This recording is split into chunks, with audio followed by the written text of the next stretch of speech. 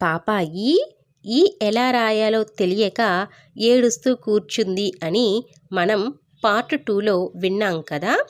బుజ్జి నేర్పిస్తానని అడిగేసరికి ఏడుపు ఆపేసి ఆశ్చర్యంగా చూసింది. వెంటనే బుజ్జి ఆ పాపాయి చెయ్యి తన చేతిలోకి తీసుకుని, ఏం లేదు, నీకు సి రాయడం వచ్చు కదా, ముందు సి రాయి, తరువాత ఇలా చిన్న గీత గీయి, అప్పుడు అది ఈ అయిపోతుంది అని పాపాయి చేతిలో రాసి చూపించాడు. ఇంతలోనే పాపాయి వాళ్ళ అమ్మ రావడం చూసి ఫింగర్ బుంగర్గాడు, అదే మన బుజ్జిగాడు, కంగారుగా అక్కడున్న కారు వెనకాల దాక్కున్నాడు.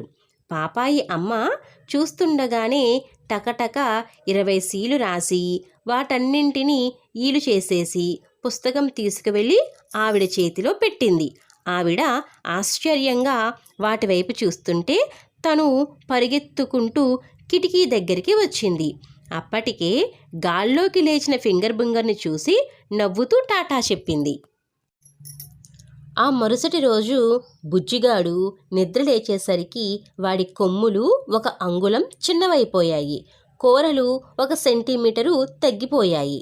అయితే ఆ విషయం వాడే కాదు, ఎవ్వరూ గుర్తించలేదు. ఆదివారం మధ్యాహ్నం 3 గంటలప్పుడు ఫింగర్ బుంగర్ మళ్ళీ వాడి ప్రమేయం లేకుండానే ఒక వీధి మధ్యలో నిలబడి ఉన్నాడు. అక్కడ తన సహాయం కావలసిన వారు ఎవరూ కనపడలేదు. ఏంటబ్బా ఇది అని వాడు ఆలోచిస్తూ ఉండగానే ఆ పక్క ఇంటి నుంచి చిన్నగా ఏడుపులు వినపడ్డాయి. ఆ ఇంటికి 2 వైపులా రోడ్డు ఉంది. ఒకవైపునేమో ఖాళీ స్థలం, అక్కడ ఇల్లు లేదు. వెనకాల వైపున ఏదో ఆఫీసు ఉంది, కానీ దానికి తాళం వేసి ఉంది. మొత్తానికి 4 వైపులా మనుషులు లేరు. అందుకే ఆ ఇంట్లో నుంచి ఏడుపులు వినిపిస్తున్నా ఎవరూ రాలేదని అర్థమయ్యింది వాడికి. వెంటనే ఆ ఇంటి గేటు తీసుకుని లోపలికి వెళ్ళాడు. కాలింగ్ బెల్ నొక్కాడు ఫింగర్ బుంగర్, కానీ అది మోగలేదు. కరెంటు లేదు కాబోలు. మెల్లగా ఒక పక్కకి వెళ్ళి కిటికీలో నుంచి తొంగి చూశాడు. ఆ గదిలో ఎవరూ లేరు. అప్పుడు ఒక చిన్న పాపాయి ఏడుస్తూ ఆ గదిలోకి వచ్చింది. ఫింగర్ బుంగర్ పాపా పాపా అని పిలిచాడు. కానీ ఆ పాపాయికి ఎవరు పిలుస్తున్నారో, ఎక్కడి నుంచి పిలుస్తున్నారో అర్థం కాలేదు. ఏదో వెతుక్కుంటున్నట్లుగా చూస్తూ ఏడుస్తూనే మళ్ళీ వెళ్ళిపోయింది. సరే, ఏమవుతుందో చూద్దాం, తలుపులు విరిగిపోయినా పర్లేదని అక్కడ కనిపించిన ఒక ఇనుప చువ్వ పట్టుకుని గట్టిగా కొడితే చివరికి ఒక కిటికీ తలుపు తెరుచుకుంది. అమ్మయ్య అనుకుని అందులో నుంచి లోపలికి చూశాడు ఫింగర్ బుంగర్. అక్కడ మంచం మీద మరొక చిన్న పాపాయి ఉంది, పాలు తాగేంత బుజ్జి పాపాయి. అది కూడా గుక్క పెట్టి ఏడుస్తోంది. ఇందాక చూసిన పాప ఏడ్చుకుంటూనే అక్కడ మంచం మీద ఉన్న తన టెడ్డీబేర్ బొమ్మని గుండెలకు ఆనించుకుని మంచం దగ్గర ఉంది. ఫింగర్ బుంగర్కి ఏమీ అర్థం కాలేదు. ఇంట్లో ఇంకెవరూ లేరా? ఆ పాపాయిలిద్దరినీ వదిలేసి పెద్దవాళ్ళందరూ ఎక్కడికి వెళ్ళిపోయారు? అయ్యో, ఆ పసిపాపాయి బాగా ఏడుస్తోందే, పాలు కావాలేమో, ఇప్పుడెలా, ఏం చేద్దాం అని వాడు ఆలోచిస్తూ ఉండగా ఎక్కడి నుంచో దబదబా తలుపు కొట్టిన శబ్దం వినిపించింది. ఎక్కడి నుంచో అర్థం కాలేదు. పెద్ద పాపాయి ఆ శబ్దం వచ్చిన వైపు చూసి మళ్ళీ ఏడుపు మొదలుపెట్టింది. అమ్మా అమ్మా అంటూ అటువైపు వెళ్ళింది. ఫింగర్ బుంగర్కి అర్థం కాలేదు అక్కడ ఎవరైనా ఉన్నారా అని. వాడు మెల్లగా కిటికీ మీదకి ఎక్కి కొంచెం లోపలికి మొహం పెట్టి ఇంకేమైనా కనిపిస్తుందేమోనని చూశాడు. అక్కడ తలుపు ఉంది. ఆ తలుపు మీదే ఎవరో కొడుతూ, చిన్ని తలుపు తీయమ్మా, బంగారు తల్లి తలుపు తీయమ్మా అని పిలుస్తున్నారు. ఫింగర్ బుంగర్కి విషయం అర్థమయ్యింది. అది బాత్రూమ్. వాళ్ళ అమ్మ లోపలికి వెళితే ఆ పాపాయి తెలియక బయట గడియ వేసేసింది. కానీ ఇప్పుడు అది ఎలా తీయాలో ఆ పాపాయికి తెలియదు. అది తీస్తే కానీ వాళ్ళ అమ్మ బయటికి రాలేదు. అమ్మో, ఇది చాలా చిక్కు సమస్యే అనుకున్నాడు ఫింగర్ బుంగర్. తలుపు ఎలా తీయాలో ఆ పాపాయికి నేర్పించుదామని దగ్గరికి పిలిచాడు. కానీ అది రాలేదు. అక్కడి నుంచే ఏడుస్తూ ఫింగర్ బుంగర్ వైపు చూస్తోంది. దానికి ఏడవడం, అమ్మ అనడం తప్ప ఇంకేమీ తెలియదు. చాలా చిన్న పాపాయి. మాటలు కూడా రావు ఇంకా. నాకేం తెలీదు, నువ్వే ఏమన్నా చేసి మా అమ్మని బయటికి తీసుకురా అన్నట్లు చూస్తోంది. ఆ పాపాయిని చూస్తే ఫింగర్ బుంగర్కి చాలా జాలేసింది. కొంచెం నవ్వు కూడా వచ్చింది.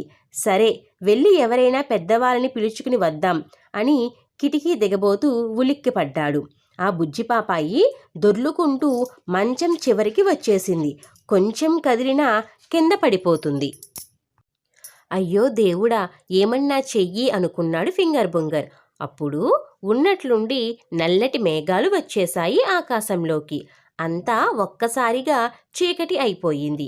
ఫింగర్ బుంగర్ ఇంక ఆలస్యం చెయ్యలేదు. దేవుడు తనకి సహాయం చేశాడని అర్థం చేసుకున్నాడు. తనకి ఉన్న మహిమ గుర్తు తెచ్చుకున్నాడు. చిన్నగా ముడుచుకుపోయి కిటికీలో నుంచి లోపలికి దూరిపోయాడు. బుజ్జి పాపాయిని ఎత్తుకుని మంచం మధ్యలో పడుకోబెట్టాడు. బాత్రూం గడియ తీసి మెరుపులా బయటికి వచ్చేశాడు. తరువాత కిటికీలో నుంచి చూస్తే అక్కడ అమ్మ బుజ్జి పాపాయికి పాలు పడుతోంది. పెద్ద పాపాయిని దగ్గరికి తీసుకుని ముద్దులు పెడుతోంది. ఆ పాపాయి ఎవరికోసమో వెతుకుతున్నట్లుగా చుట్టూ చూస్తోంది. కిటికీ దగ్గర ఫింగర్ బుంగర్ కనపడగానే ఇక్కడున్నావా అన్నట్లుగా నవ్వుతూ చూసి వాళ్ళ అమ్మ భుజం మీద తల ఆనించింది. సోమవారం పొద్దున్న బడికి వెళ్తున్నప్పుడు చూసుకున్నాడు ఫింగర్ బుంగర్. తన కొమ్ములు 2 అంగుళాలు తగ్గిపోయాయి. కూరలు 2 సెంటీమీటర్లు తగ్గిపోయాయి. అయినా ఇంకా ఎవరూ గమనించలేదు ఈ విషయం. అమ్మ కూడా తెలుసుకోలేదు. అమ్మేమిటి, అసలు తనే చూసుకునేవాడు కాదు. కానీ పొద్దున్న తను పాలు తాగుతుంటే అమ్మా, ఏమిట్రా మొహం ఏదో తేడాగా ఉంది, జుట్టేమన్నా కత్తిరించావా నాకు తెలియకుండా అని అడిగింది. ఇవాళ మధ్యాహ్నం బడి నుంచి ఇంటికి రాగానే అమ్మ దగ్గర కూర్చుని అంతా వివరంగా చెప్పాలి అనుకున్నాడు ఫింగర్ బుంగర్. బడి నుండి ఇంటికి రాగానే ఉన్నట్లుండి వాడు ఒక కొత్త ప్రదేశానికి వెళ్ళిపోయాడు. అది ఒక బేబీ కేర్ సెంటర్. కొంతమందికి పాపం అమ్మా నాన్న ఇద్దరూ ఉద్యోగాలు చేసేవాళ్ళైతే చిన్నపిల్లల్ని ఉదయం నుంచి సాయంత్రం వరకు అక్కడే ఉంచుతారు. అక్కడ బయట ఒక చిన్న జారుడు బండ, ఉయ్యాల ఉన్నాయి. ఎక్కువ మంది పిల్లలు లోపలే ఉన్నారు. ఓ నలుగురు ఆడుకుంటుంటే ఒక ఆవిడ తలుపు దగ్గర నిలబడి చూస్తోంది. పిల్లలందరూ బానే ఉన్నారు. మరి ఇచ్చి పుచ్చి నన్నిక్కడికి ఎందుకు తీసుకువచ్చింది అనుకున్నాడు ఫింగర్ బుంగర్. అంతలో వాడికి ఒక చిన్న బాబు మెల్లగా నడుస్తూ గేట్ వైపు వెళ్తూ ఉండటం కనిపించింది.